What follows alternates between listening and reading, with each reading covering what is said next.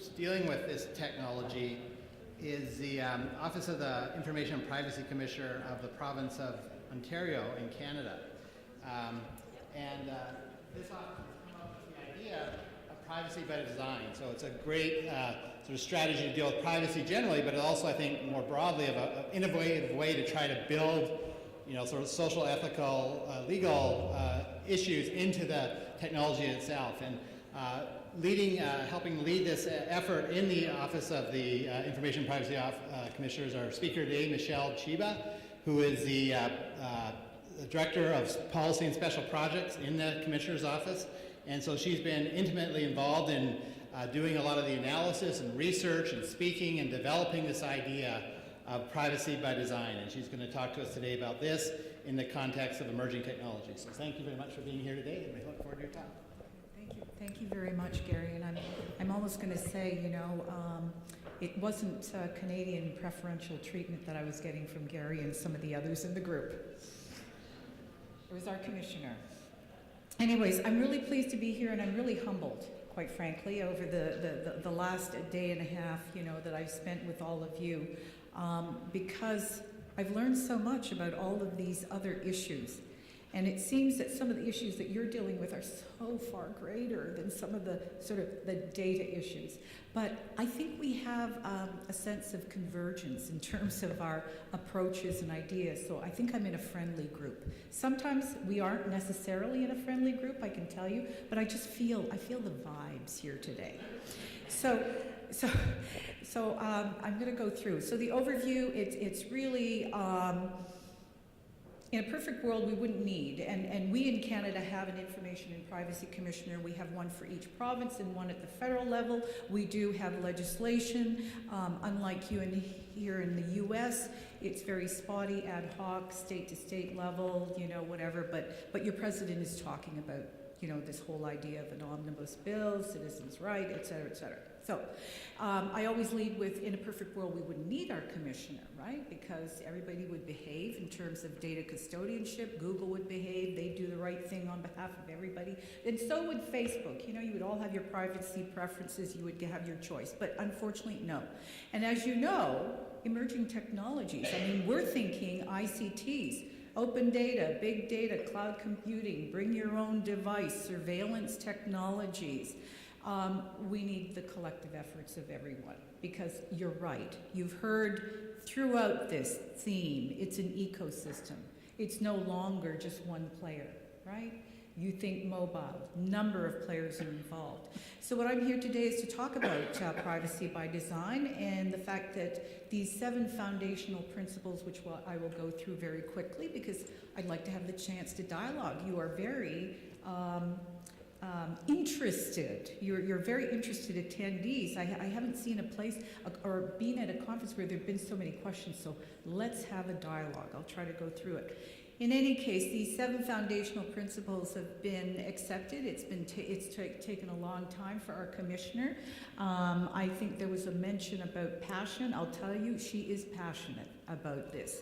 It's taken her probably over 2 decades to get this framework recognized. It was hard, but she did. And it is, in 2010, it was a resolution agreed to by all of the data commissioners throughout the globe, and I believe your FTC commissioner has observer status in that particular group, and at that time it was, he had approved those 7 principles as well.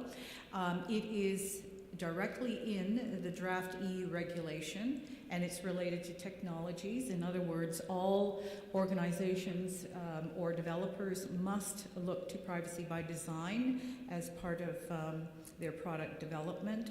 And even in Canada, of course, we'd be remiss if we didn't do it ourselves. So we do apply privacy by design. And so what I want to do today is just to give you a regulator's perspective, and I would call her an unconventional regulator. I was sort of debating, do I do definitions with a group like you? But I think it's really important to start with some definitions. And why? Because I think there is some difference between what some industry individuals, companies may believe with respect to ownership of the data. And having so many law scholars here, you can imagine there's a huge academic scholarship on whether, is data a property right or is it something else? Well, in Canada, we like to say, that it's about one's control. It's called informational self-determination. You should be able to determine how that information is used. And I think what's important is I can tell you that we did some work with the electrical and utilities here when they were embarking on the smart grid. And those energy providers honestly believed that they own the data and that they could monetize it in any way, shape, or form. And that was the detailed smart meter data that could really identify footprints of what you were doing in the sanctity of your home. We were fortunate to work with one leader, San Diego Gas and Electric, who openly, you would think that it sort of was a non-issue, but they openly stated that in fact, no, our clients, our customers, right, own the data. We as San Diego Gas and Electric are custodians. We are responsible custodians of that data. So we felt that was an important leadership statement. The other thing is we call, what is personally identifiable information? There's usually a definition in most of the laws, and it's very broad. And we find that a lot of engineers or security experts are saying, but how? How can we possibly protect the data if it's so broad? Think of a license plate. It's right out there in the open. And if you consider that personally identifiable, how can we possibly protect that? No. It just means that it's personally identifiable information under the particular acts in our country, right? It doesn't mean that you can't use it or that you can't disclose it. It's just that there are rules around. And I think with the issue of linkage, when you think of big data, you think of an innocuous piece of information, right? That you couldn't even tell who it is. But the ability to reverse link that, let's say a biometric template, you might say, oh, it's just a series of numbers. But the ability to link that back to an individual and it is a unique identifier is significant. And I think that's some of the issues that we're facing around the whole big data discourse. The other thing that's fairly complicated and challenging is the fact that privacy is contextual.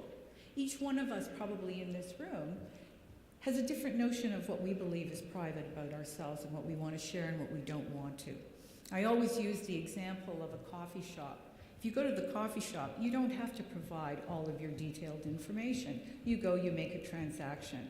But yes, if you're stopped on the road and it's under the Highway Traffic Act, you do. You have to provide your driver's license. We also have to make it clear, too, that where there's no reasonable possibility, there's a lot of research being done, right, that doesn't involve personal information, then we don't get involved as regulators. And that's usually the first question that we ask when we're undergoing an investigation. Is this personal information or not? And if it isn't, then we don't continue. Oops. So what are some of the questions that we ask? And these are based on fair information practices.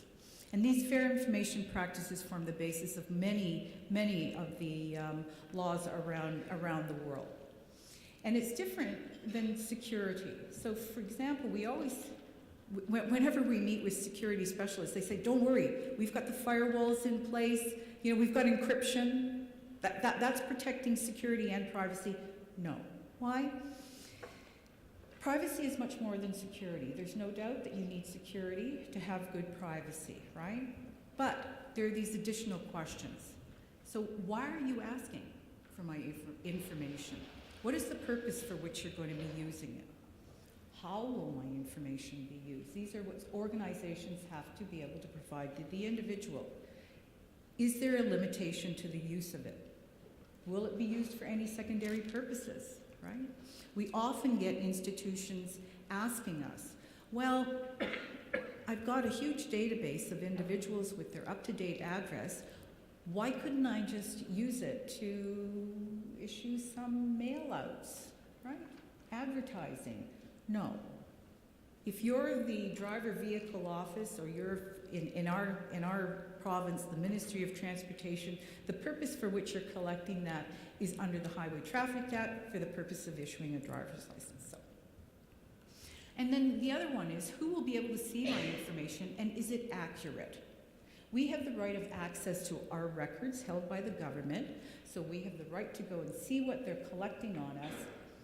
Now, there's a difference under our Personal Health Information Protection Act. You can go in, you can look at your record, but you cannot correct it in any way. You can put a notation on your file if you disagree with the physician or the other healthcare provider's statement. We are the first one, and my commissioner is probably the first one, who will say that privacy is all about freedom. Because if we feel that we're constantly being surveyed, we lose our autonomy. And we believe that privacy forms the basis of any free and democratic society. And I know that there are some concerns now with this whole Snowden affair. I won't talk too much about it. You probably already know much more. And that was the basis for us, even up in Canada, saying, you know, really, are we moving to a totalitarian state where our government is really looking at all of our transactions, all of the communications in our life, and it's on the basis of, well, anyone could potentially be a terrorist. And I think that's the huge social change since 9/11, where the government is sort of taking on this role of intrusions in every part of our life. So what are some of the technologies? I know you've defined them, but here are some of the ones that we've looked at in terms of data collection and the impact on the individual. So we've looked at smart meters, for example. At one point, they were saying, you know, smart meters, how could that data be considered personal? No, it's very detailed information. Social media, CCTV, wearable computing devices, biometrics, RFID, sensors, near-field communication, of course, unmanned aerial vehicles, whole-body imaging, smartphones, you name it, as well as whatever you are also looking at. So we know we had this situation in June, you know, and the question there was about metadata. And the idea was that our government said, well, what's so personal about metadata, right? But in fact, we knew that metadata discloses so much more than the actual content of one's communications. It tells you who was sending it, where, the time, and who else you communicated with. And so what we're saying is that with government, we have no choice. You have to disclose your information, very detailed information, to the government in order to transact, to get your license, to get your marriage certificate for birth purposes. There is no choice, right? And they have the power, if they have all that information, to make life-altering decisions. And this is Jonathan Zittrain, his quote. We also know that in the commercial space, what we say is that there are concerns as well from individuals. We now know that a lot of telecom companies are disclosing a lot of the details without a warrant. I can tell you, I just had a news article from Canada. There is a case now where the electrical utility company gave the hydro usage because they suspected, because of a spike in the usage, that it was a grow-up. So we're reviewing that particular case with whether or not it was disclosed properly or not, and within compliance of the law. So in fact, what we find here is, this is a U.S. Consumer Privacy Confidence report by Trustee, and we often like to say, well, you know, with government you have to give the information, but with the commercial space, there's competition, right? And we used to say, well, if you don't agree with the privacy practices, then you ought to support other commercial entities that do. So we now have this survey statistic where they said actually almost 90% will avoid doing business with companies where they have privacy concerns. So we always say that privacy and trust go together. And what we need to do is to be able to take all the information that they have as organizations on us, right? And how do you increase trust but not suspicion? Well, we honestly believe, as Bruce Schneier has said, he's a security specialist, right? That we need to be more deliberate, and I think it's great to have the engineers in the room here. We need to be more deliberate about designing systems that limit unnecessary data collection, give individuals greater control over their data, and limit the ability of those in power to use that data for mass surveillance. So it was just last year, we called it the Year of the Engineer because we wanted the engineers to be on side. We know that personal data is becoming much more valuable. It's been called the new oil of the internet and the new currency. And we know that organizations want to be able to monetize this. So now to my solution. And it was good to see a lot of presentations that asked questions, right? Because I'm so used to saying, okay, there's a question, but we always have to have a solution. So I'm saying, why do we need privacy by design? Because of all those issues, right? From a regulator's perspective, we've found that most of the privacy breaches remain undetected. It's hard for us to really know. Mind you, we have a fairly good system in our office where a lot of the institutions who do report to us voluntarily, they self-report on breaches, right? Because we have that trust with them. But the majority of the breaches just are unknown to us because the systems are highly complex. So we honestly believe that a regulatory approach to compliance is not going to be good enough in this day and age. And for the future of privacy, we need to change the paradigm.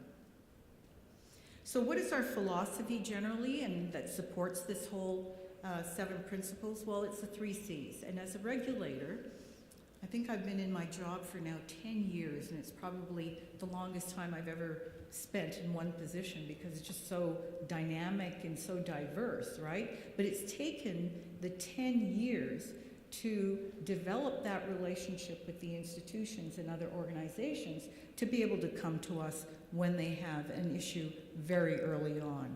So our philosophy really is consultation, cooperation, and collaboration, and I think that was echoed through the earlier presentations here as well. So what are the 7 foundational principles? It's the notion of being proactive about privacy, about thinking about it very early on, and I'm going to give you examples of how we've actually done that. Privacy is a default. That really is more of an engineering, a coding approach. We want the individual end user not to have to think about privacy. Think about if any of you have Facebook, think about how complex it is to figure out what your privacy preferences are and how to actually use them and what's the output in terms of the results, right?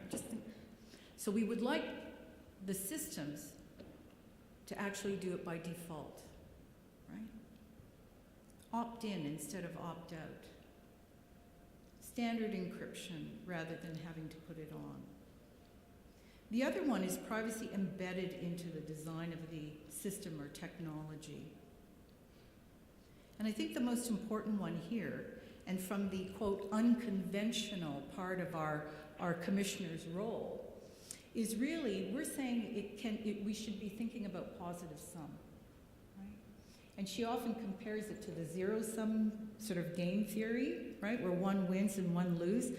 And her feeling is that if you had to pit security and public safety, for example, against privacy, the privacy would end up losing, right, in the name of public safety. But her belief is that you should be able to design a system where both objectives are met.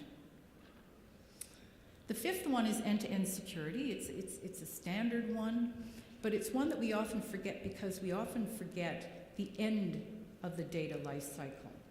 I can't tell you how many breaches there have been where, you know, the destruction of the hardware, the server, the chip, the documents were not done effectively, and invariably there was a breach. I can tell you a story that happened. Since it's just after lunch now, and to keep you awake, I'm going to tell you a story. So here's one. And the end of the life cycle of paper. So can you imagine? This hospital has an excellent information management system. They know where to put the recycling. They know where to put the shredding, right? And they've got some highly sensitive documents, lab reports, individual lab reports, individual diagnostic reports, etc. They were supposed to go into the into the shredder, and they did. But what happens? The shredding company comes in, and they accidentally mix the recycling and the shredding together. They didn't do it properly, and it's the Peter principle. We have a Hollywood shoot, post 9/11 documentary. They needed to buy, and who would think that there's a revenue generator for recycled paper? Well, apparently there's a whole industry that buys recycled paper for the purposes of Hollywood shoots or whatever, you know, photography sessions. So they bought this paper and they put it around. And a reporter goes, picks up a piece of paper, and it's got an individual's lab report. Full name, health card number, details of the diagnosis, address, you know, next of kin, etc. They call the commissioner invariably. She runs down, picks up the paper, and the hospital goes, well, you know, what can we do? You know, it wasn't our fault, it was the vendor's fault, right? They were supposed to adequately shred those documents. Well, no, we said you can outsource services, but you can't outsource accountability for those documents. So in any case, that's why we wanted to include this, because we often forget about that end of the life cycle for documentation. The other one is visibility and transparency, keep it open. And I know that you've been talking here, and you'll probably be having a session on sort of this whole issue of communication and really what does transparency mean, right? You'll be able to dig deep into that. Oftentimes, what we say to the institutions who come to us and who tell us, and we say, but there's no privacy issue engaged here.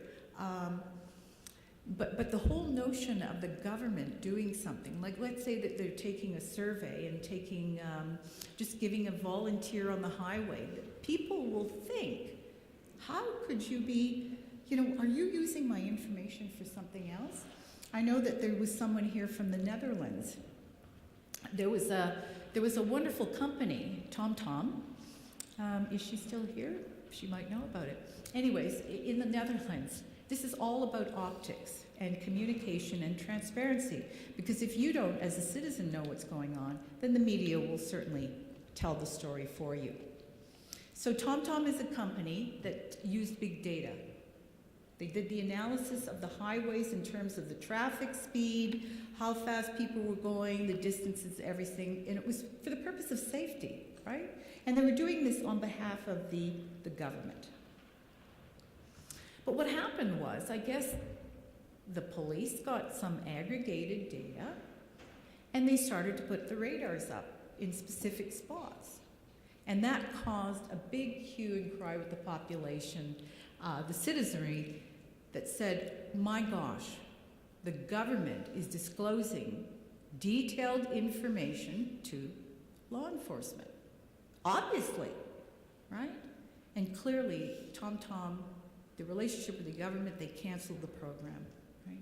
So it's optics. There was another situation with an education program in the US. It's called Lumen. It was called Lumen.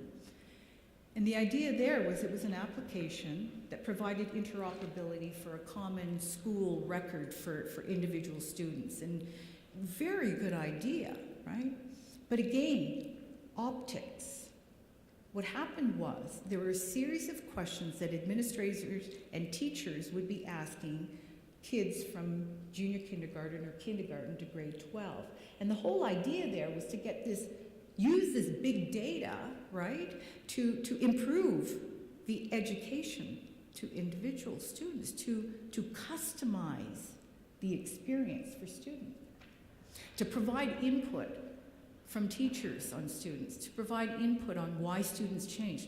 But there were some very, very sensitive questions that were being asked of these young children.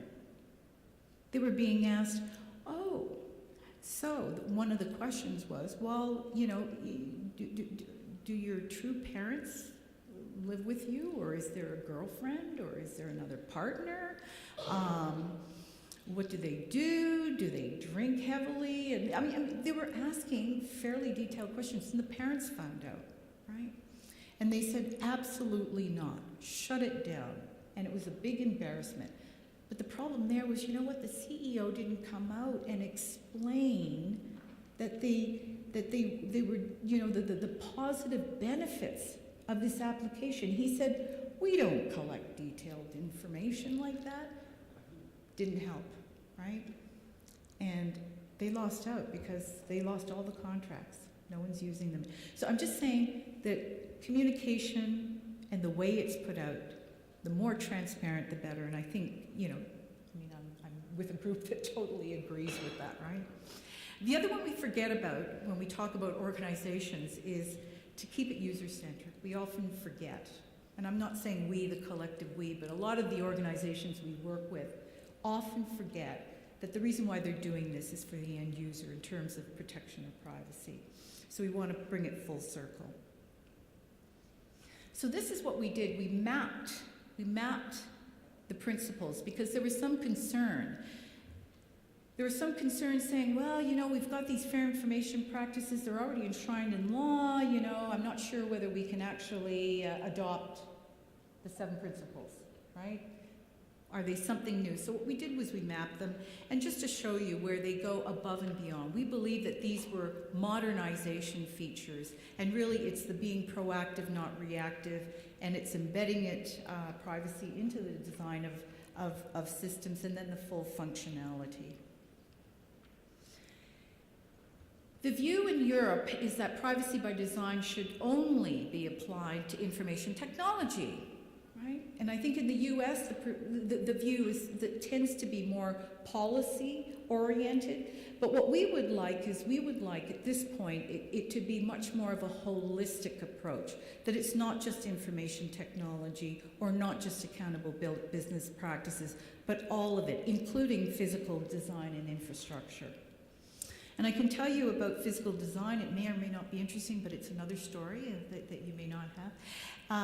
In Canada, in Ontario, we were deciding whether or not to approve, it's called Plan B. It was the day after pill, right? Very sensitive.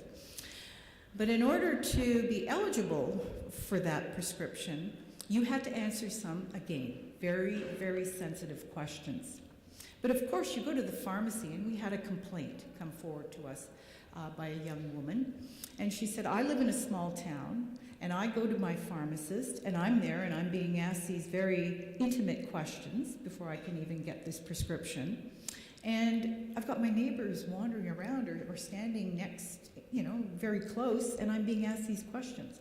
So that's what we call physical design, and trying to design privacy into those particular aspects, right? So what we suggested to pharmacies, we work with them, and suggested that a simple design would be to put a line, right?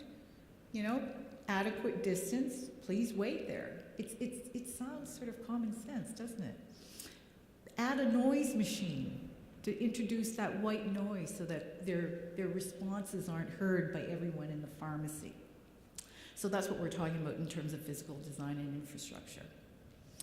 We also believe, and there's the view out there that, oh my gosh, privacy, can't do anything, can't get the data, can't innovate, right? No, we think privacy drives innovation. And I'll tell you some of the projects that we've worked on. It's tough, it takes extra time, you have to do it case by case, but you can. One of them is in the area of biometrics. So we know that there's a growing interest in the use of biometrics for identity assurance. I think there was mention of the growing proliferation or interest in facial recognition, right? Facial recognition technologies, and the implication that's going to have. You're no longer potentially anonymous anymore in the public space. Someone could, with the technology, take your photo and get your biometric and then do the matching online with other photographs, right? That's the technology. So what we did, and in line with the fact that we're in a hotel with a casino, let me tell you about the project that we undertook and the design that we undertook. In Canada, the government owns the casinos, right? And there are individuals who are addicted gamblers. And what we have is we have what we call responsible gaming, right? So as part of that responsible gaming program, individuals who want to be kept away from the casinos can put their name on a list. It's voluntary. You can put your name on the list. And the casinos will make best efforts to keep you out, right?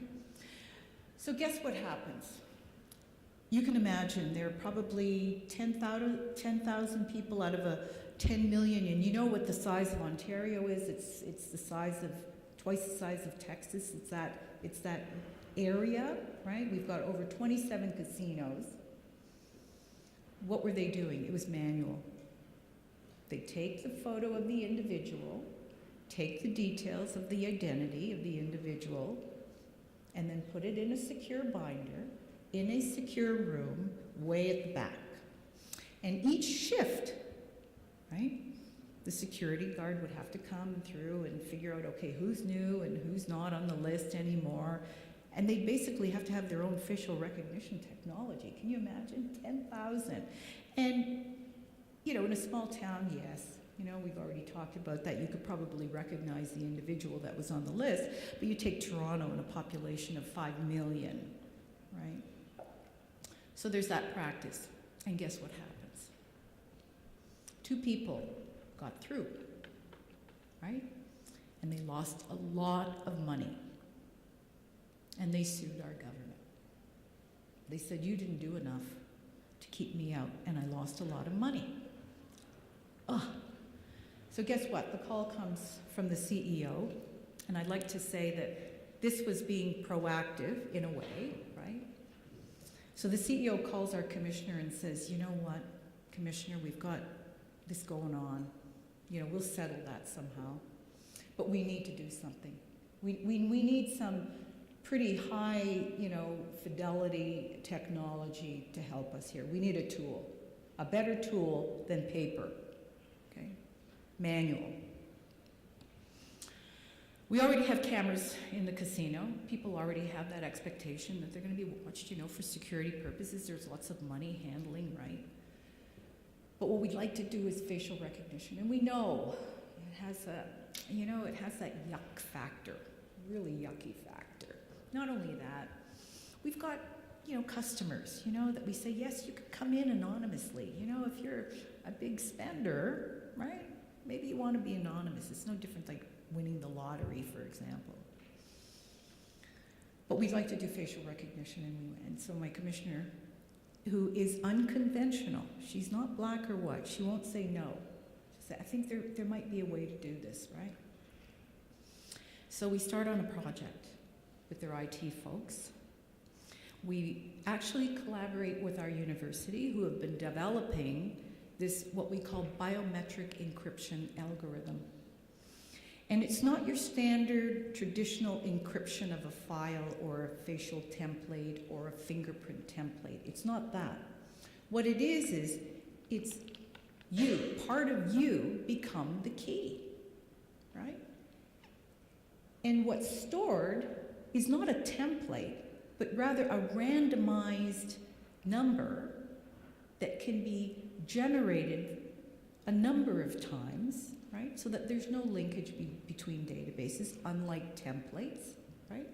That can be linked between databases. And it's only you as the key that can unlock this file. So we said, okay, take the university, their algorithm, do a proof of concept, worked with the vendor, the video surveillance vendor, the facial recognition, the biometrics template vendor, pull it all together into a system. Why? And what are some of the features that we wanted? First of all, the objective of the casino were customer service, throughput. So in other words, we couldn't actually card people at the entrance. That was unacceptable because we want the throughput. We couldn't, put these sort of, those ties around and corral people in. Again, unacceptable. Have to have free open entries into the casino, much like this one, right? So we had to work with that. Those were their objectives. Our objectives were, you will be taking the face, the image of everyone who comes in, right? And only those that are on, quote, the watch list, only those templates should be retained, right? But how do you do that? How do you do that? So we said, okay, we're going to set this list up. We're going to create a biometrically encrypted, I don't want to call it template, but it's helper data. It's an index, right? And when that person enters, remember I said they're the key? So when that person enters, the image opens up the file, right? It matches. It's the key to the file. The file is then opened, and the security guard can make that check. Because invariably, with facial recognition, you're going to get some false positives, right? You're going to get a few other people who may look similar and unlock it. So it's just a tool that they use then to determine the real identity of the individual who's come in, who shouldn't be there, and they go up and they then ask for the identity of the person. What's most important in the system, though, is that once the individual, if you're not on the list, your template, right, because they have to take that template, is discarded right away. It's deleted. And it's audited. The other neat thing about this system is that because it's not, these templates are randomly generated, right? There can be no internal access breaches, because oftentimes you'll get the curious, right? Especially if there's some movie stars, et cetera, et cetera. Somebody might want to know, well, are they on the, sort of Gamblers Anonymous list or not? So it also protects that because there's no way that they can match it. Right? There's no way that they can access the record because you need the physical individual to unlock that record. Right? So that's what we did, and it took time. It took probably about 3 years to do, but it's applauded. And I think what happened here is that the view was that the accuracy rate would have been reduced, but in fact it was improved. I mean, there were studies in Germany that didn't even get this kind of accuracy around the acceptance level, positive rates of identification. The other one that we've done is we worked with a researcher at IBM, and I don't know what it is about casinos. I think it's because they have a lot of money for this additional research. But Jeff Jonas, he is a researcher with IBM, and he developed this sense-making algorithm. And it's the ability to take disparate pieces of information from different databases and to pull them together. And you're going to ask me, well, what's the use case? right? The use case is that he's hired by casinos to ensure that employees or applicants, potential employees, applicants, right, are not related to any other criminals, you know, a criminal organization, or maybe they had been barred from other casinos. So they want to be sure about those applicants. And so that's what his particular system does. It goes into databases such as the FBI and all of these other law enforcement databases to do that type of linkage. And it corrects for it. So if you're a Joe L. Smith, and there's somebody called Joseph L. Smith, it will correct for that because it is sense-making, right? But what he did was he said, you know what, I know, and you talked about that dual use, and so it's a great term that I'm going to take back. He said, we need to do something because I know that while I use this for positive and good reasons, right? And he's also done some work for your Health and Human Services, you know, to ensure that individuals get their checks, et cetera, et cetera. But he says, I know that this could easily run amok. And so what he wanted to do was put down these 7 principles that are aligned with the privacy by design principles to show that really you need some algorithmic accountability, right, whenever these engineers are developing the algorithms. The other one that we want to talk about is kind of contentious. It's the idea that you know, de-identification, there may be risks to it. So why de-identify, right? We want to say, no, you know, it's really important to de-identify the data. Otherwise, how can you do research, right? You're not going to be able to get the data. Or the data will go out highly identifiable.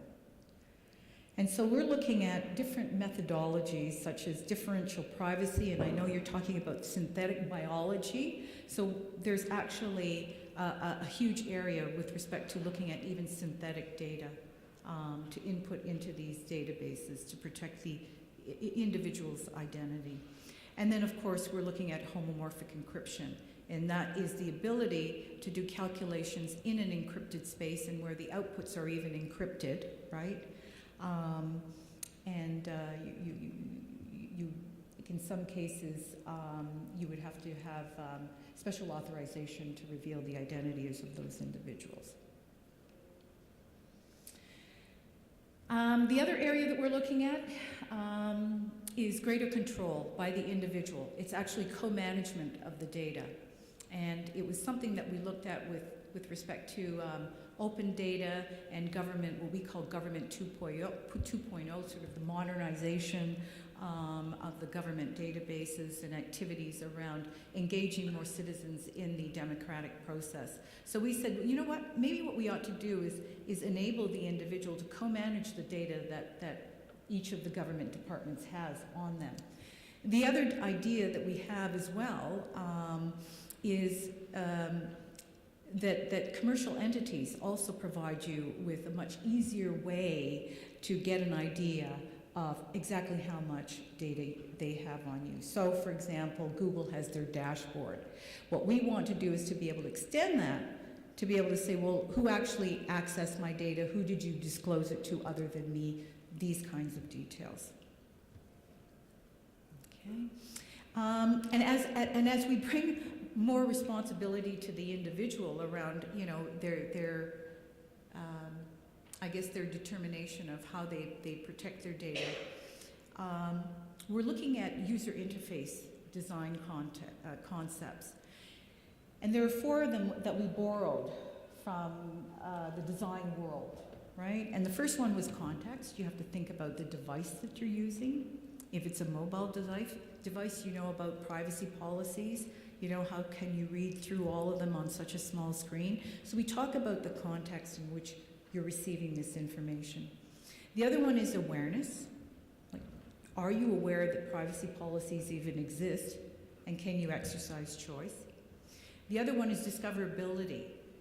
is it easy to discover? I can tell you that when I'm on LinkedIn, I can't find how to sign off. I mean, it's so obscure because they don't want you to sign off, right? They want you to continue to browse within LinkedIn so they get more information on you. So that's what we call about discoverability. You should be able to utilize it. Why hide it or obscure it? The other one is comprehension. And I can tell you that there's a trend, right? There's a trend now where some organizations, and it actually got filtered through to the PCAST report around big data.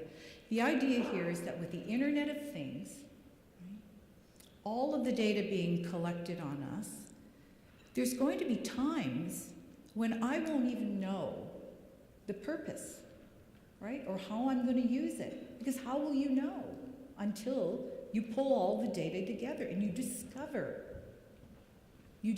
something new about that data or about the individual, right? So that group is actually saying that the whole issue of consent, put it by the wayside. And their premise is that, you know what, maybe we should rethink those fair information principles. Maybe we ought to focus more on just the accountability and harms, right? So it's a trust me model. We call that privacy paternalism, where organizations will eventually determine what's best for you as an individual in terms of how they use their data. And we say absolutely not. We have to continue to keep the individual in the conversation. I'm going to go through this quickly because I can kind of see you might want to ask me some questions. This is with respect to CCTV. It's a project going on with our University of Ontario Information Technology Institute, another company, and what they're doing is, and this is where the innovation occurs. That's what we want to say, that privacy can produce these new technologies. And what it is, it's the ability to identify objects in a video stream and to be able to encrypt them. And here's what you see, the actual video stream, and it happens in the device, right? There are analytics that can identify, okay, which object, should we only identify the face, the full body, another object? It encrypts it, and you can actually decrypt as in a customized format. So in this one, they only decrypted the female student. Now, how neat is that? Because I'll tell you that law enforcement, more and more these days, and it's what we call function creep, more and more they want to be able to access videotapes, right, of private organizations without a warrant. And we're saying, well, maybe you shouldn't have all the details of the faces if, in fact, a particular crime doesn't involve that. So this is one piece of technology that we're developing.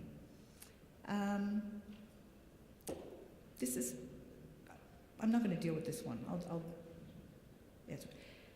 The last one here, I think you were talking about sort of introducing some of these responsibilities in at the academic phase.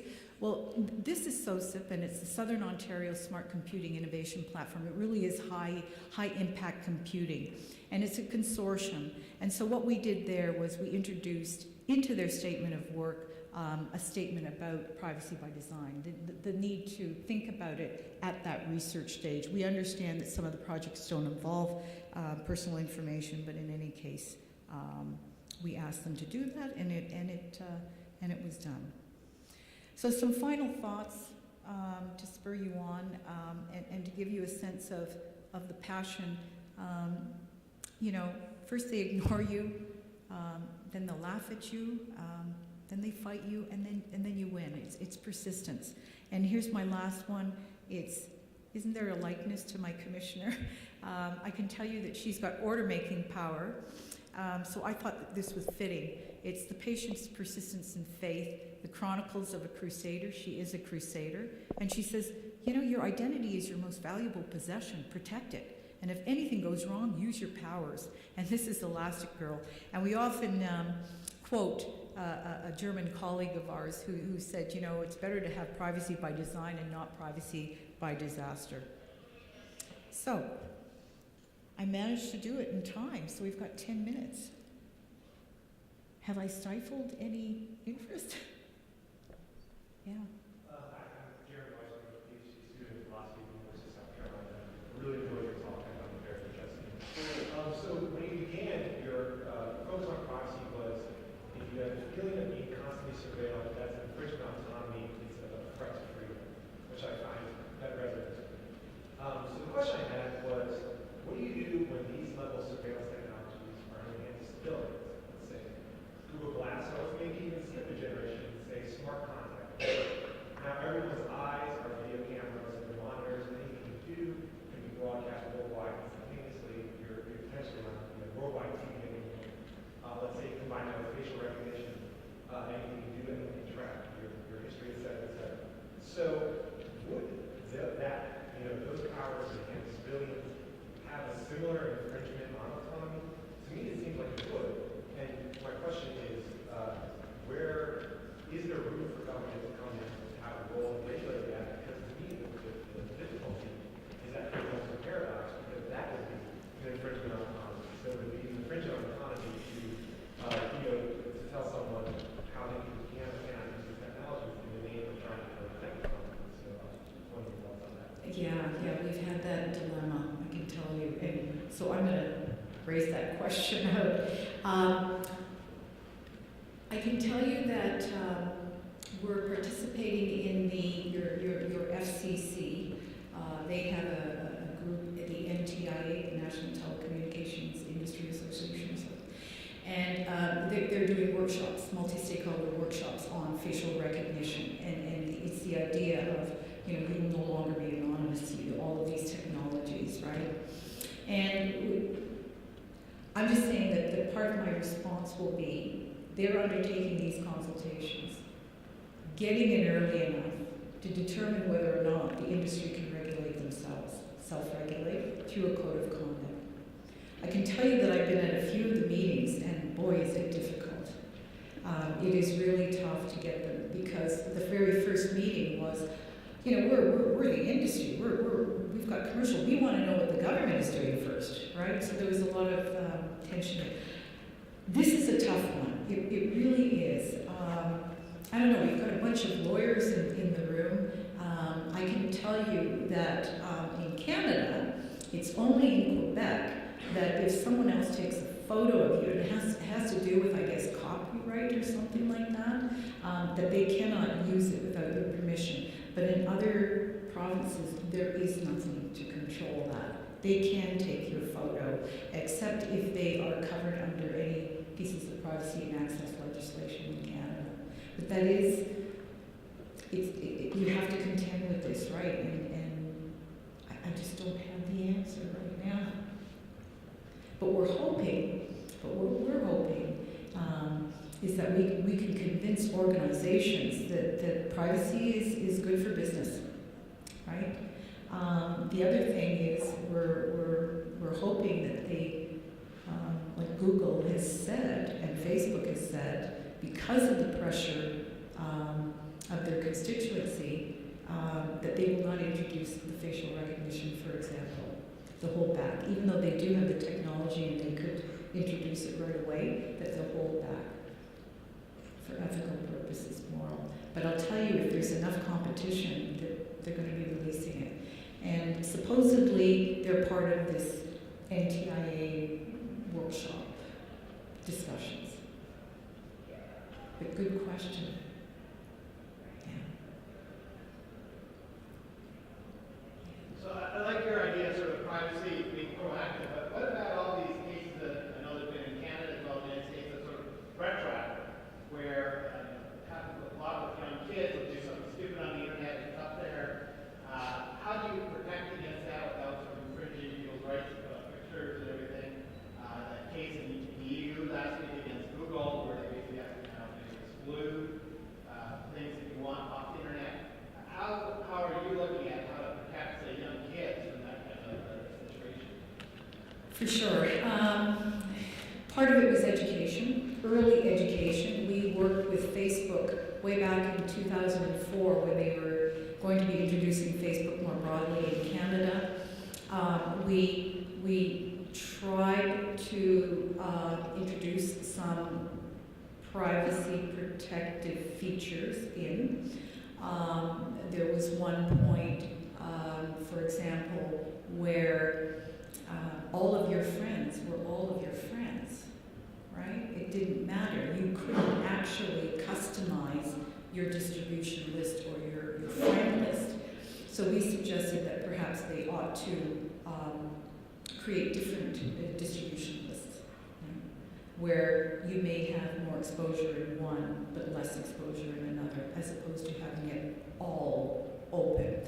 So we tried the discussion with, the service provider. That's the one thing. The other one is we did some education, and the very early education were to the high school and to the university groups. Now that education, I can tell you, it was really trying to get them to understand, not that they can take things back, but the internet was such a place that nothing is ever fully deleted, right? And we tried to say that, listen, if you're going to do something, think of posting it on the billboard, whether you think that you're posting it only to 3 friends or not. So imagine it, giving them the reality check. But they're going to do what they're going to do anyways, right? The other one that we've been doing is trying to promote these, what we call privacy-enhancing technologies. We were just at a company, and it's not that we would endorse them, but we're trying to support this kind of innovation, where in the commercial space, right, where the actual email, right, you can put controls on it. It's at the email stage only, not in terms of text. But at the email stage, that you can actually wrap around the rules so that it's only readable for a certain amount of time, and then it deletes. Right? So we want to encourage those kinds of technology innovations to deal with those situations where kids are posting it. Right? The commissioner says that's what Facebook is all about. It's all about the sharing, it's about the networking. Her refusal, though, is to say that privacy is no longer a social norm just because kids are giving up so much. I can tell you that when we did, just a random survey, it was just amongst some of the people within our groups, that they do, and I think the Pew Internet Research Institute has also done studies. Their sense of privacy is, I don't want my parents to see anything, right? So they do have a sense of privacy. The other one, and it's a huge movement, it's called reputation.com. They actually go out there and try to take things off of the internet and to restore your reputation. So we're trying to, promote that kind of innovation where you can have much greater control once you post it. I think that's helpful. So education, awareness, to the degree possible.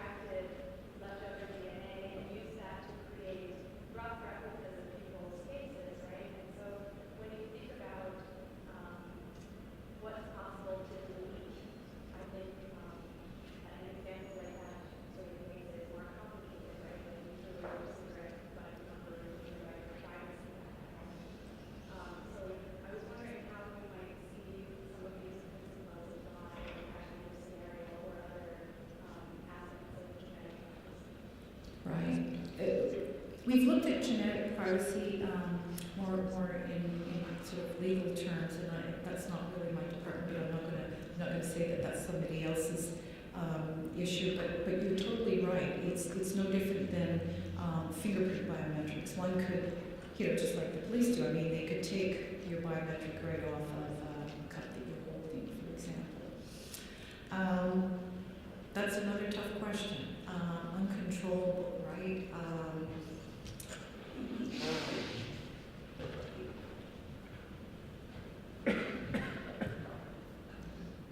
Will it end up being regulated, right? Ultimately. The other question is, it's like we said, it's the enforcement aspect. You know, how can you enforce it? And our belief is that by the time the harm is done, it's so incredible and it's hard to take back. And that's the reason why we're trying to make the case to organizations and to individuals who have these technologies, and to be able to do that, to